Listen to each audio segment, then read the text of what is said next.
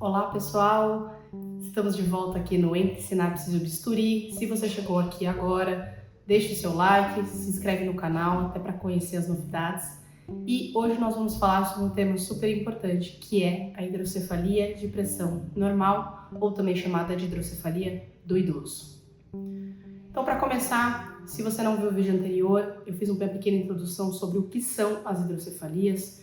Se você é um médico recém-formado ou um médico mais experiente, mas que não tem o hábito de ver casos neurocirúrgicos e gostaria de saber um pouco mais, volta lá no vídeo, eu vou deixar aqui no card anterior, mas esse vídeo anterior também vai estar na tela final para vocês conhecerem. E vamos lá, o que é hidrocefalia de pressão normal? Vamos começar dizendo que esse nome é altamente contraintuitivo. Por quê? Como eu falei no vídeo anterior, você tem uma hidrocefalia, você tem um aumento do líquido dentro dos ventrículos cerebrais, levando ao aumento da pressão intracraniana e da pressão do líquido sobre o parênquima cerebral. Se essa pressão é normal, por que raios isso é uma doença? Então vamos começar do começo. Esse nome hidrocefalia de pressão normal ele foi dado porque a gente notou que alguns pacientes, principalmente pacientes mais idosos, eles tinham um aumento do espaço ventricular, sem um sinal claro de pretensão intracraniana, e quando se fazia uma punção licórica para retirada do líquido com mensuração da pressão intracraniana, a gente via que a pressão era normal. Hoje, o que a gente entende é que essa pressão provavelmente ela não é continuamente normal. Nós provavelmente temos picos de pressão que muitas vezes não são diagnosticados porque quando se faz a punção, essa pressão é normal. E por que quando se faz essa punção, a pressão é normal? Porque hoje a gente entende que essas variações de pressão, e principalmente os picos pressóricos da pressão intracraniana, elas devem ocorrer mais no período noturno, em especial em pacientes que têm apneia do sono. Ou seja, dificilmente você vai fazer uma punção licórica à noite, então a gente não diagnostica essa hipertensão intracraniana, tá? De toda forma, é uma pressão que por vezes vai estar normal e mesmo assim vai causar um quadro de hidrocefalia crônica. Aqui para a gente diferenciar, lembrando do vídeo anterior, a gente tem uma diferenciação entre o quadro agudo e o quadro crônico. O quadro de hidrocefalia crônica, ele normalmente vai se manifestar com alteração de marcha, tá? Por vezes um declínio cognitivo e eventualmente pode inclusive ter cefaleia quando a gente tem uma hipertensão intracraniana sustentada. A HPN, ou hidrocefalia de pressão normal, como ficou tradicionalmente chamada, embora de novo essa pressão provavelmente não é normal o tempo todo, ela não tem frequentemente cefaleia, ela não tem essa pressão aí na cabeça, mas ela normalmente é caracterizada por o que a gente chama de tríade de Hakim, que foi um neurocirurgião colombiano que em 65 descreveu essa síndrome. O que é a tríade de Hakim? É uma combinação entre alteração de marcha, declínio cognitivo e incontinência urinária.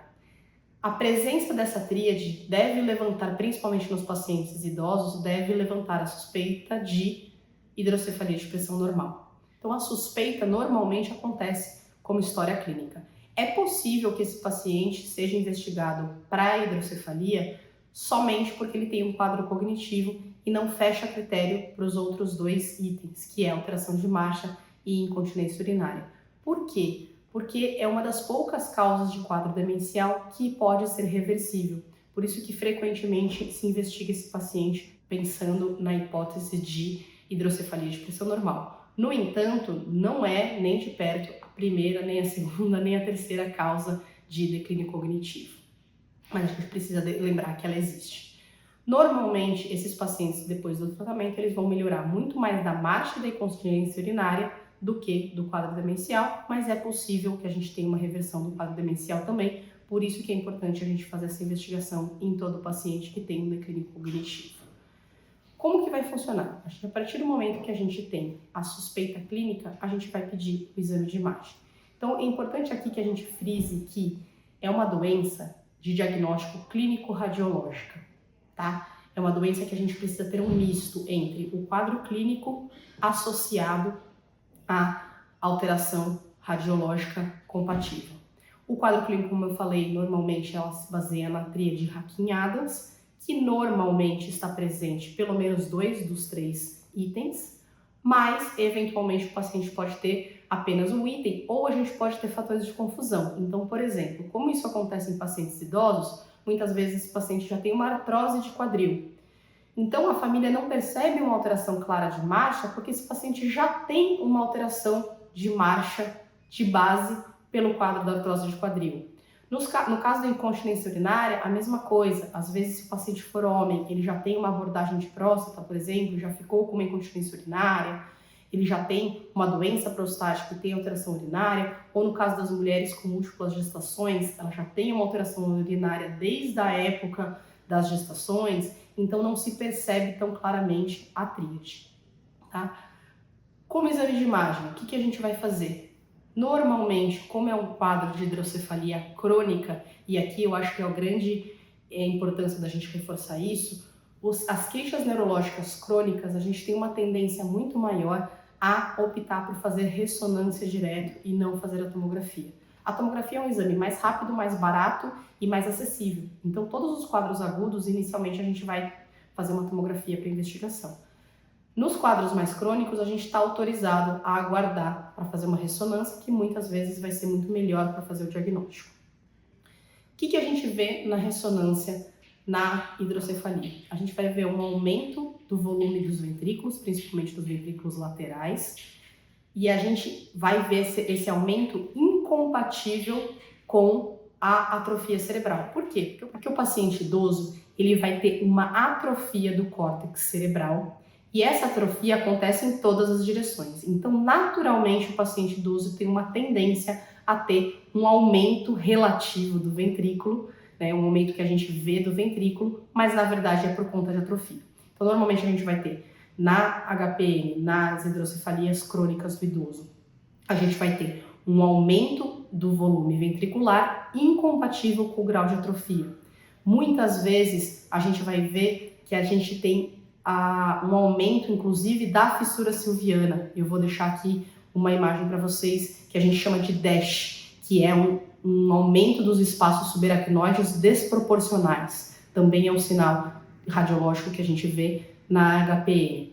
Outra coisa que a gente vê é a mensuração do ângulo caloso. Então, a gente vê que quando a gente faz a medição no corte coronal da ressonância, a gente faz a medição do ângulo do corpo caloso na altura da comissura anterior, a gente vê que esse ângulo caloso ele fica agudo, ou seja, o ventrículo está fazendo como se está aumentando para cima e está diminuindo esse ângulo caloso. Tá? Esses são os critérios que levam a gente a pensar em hidrocefalia de pressão normal do ponto de vista radiológico. Mas, voltando que nós precisamos ter um quadro clínico compatível. Por que é importante isso? Porque hoje se faz exame de rotina muito frequentemente e muito desnecessariamente. E é comum que a gente receba em consultório os pacientes que fizeram o exame e que, obviamente, o radiologista, sem conhecer o motivo pelo qual foi feito o exame, deixa escrito lá, considerar hidrocefalia de pressão normal por alterações radiológicas. Se a gente não tiver um quadro clínico compatível, por vezes a gente não vai levar em consideração as alterações radiológicas, a não ser que elas sejam muito exuberantes. A partir do momento que você tem o quadro clínico e o quadro radiológico, você vai fechar o seu diagnóstico de hidrocefalia de pressão normal. É importante dizer isso porque a hidrocefalia de pressão normal é uma síndrome clínico-radiológica que vai ter esse diagnóstico do ponto de vista clínico. A gente não precisa fazer nenhum teste adicional para o diagnóstico. O que acontece é que, de novo, toda hidrocefalia é de tratamento cirúrgico. Para predizer a qualidade da melhora que esse paciente vai ter depois do meu tratamento cirúrgico, e até se ele vai ter melhora com o tratamento cirúrgico, a gente faz o que a gente chama de TAP teste. A gente faz uma coleta de líquor, uma punção licórica com uma coleta de um alto volume de líquor, normalmente 30 a 40 ml de líquor, e avalia esse paciente após essa coleta de líquor para ver se ele tem uma melhora da marcha e da cognição. E daí, com essa avaliação, a gente vai indicar a drenagem licórica definitiva.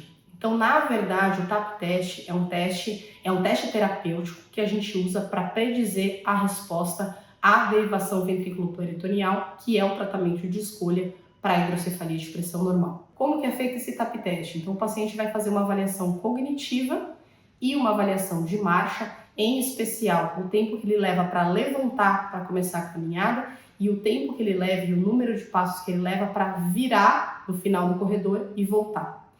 Vai ser procedida a retirada de 30 a 40 ml de líquor e após esse procedimento, esse paciente vai ser novamente avaliado, normalmente após 1 hora ou 2 horas após essa coleta, vai ser reavaliado tanto do ponto de vista cognitivo quanto do ponto de vista de marcha. Se esse paciente tiver uma melhora da cognição e ou da marcha, nós estamos mais autorizados a fazer a derivação ventrículo-peritoneal. Outra pergunta que surge é, eu não posso fazer se ele não tiver melhora? Você pode fazer, mas sabendo que esse paciente pode não se beneficiar do tratamento. Então, muitas vezes, por ser um paciente idoso, muitas vezes já tem outras comorbidades, a gente opta por não fazer o tratamento cirúrgico nesses casos. Quando a gente opta por fazer a cirurgia, o ideal é que a gente faça isso com uma pressão regulável, porque se essa pressão é normal, eu tenho um risco muito grande de drenar demais o líquido ou de menos se eu colocar uma pressão muito alta. Então, o ideal é que a gente faça esse procedimento com uma derivação ventrículo-peritoneal e que a válvula seja regulável externamente, ou seja, regulável sem a necessidade de uma nova cirurgia. Isso a gente tem no Brasil à disposição, não é um recurso tão difícil, embora às vezes a gente tenha um pouco de dificuldade aí de conseguir por conta do custo. Mas é importante que seja feita porque a gente vai começar com uma pressão às vezes um pouquinho mais alta e vai reduzindo a pressão conforme o paciente for dando sinais clínicos de melhora ou de estagnação do quadro da melhora que ele teve inicialmente.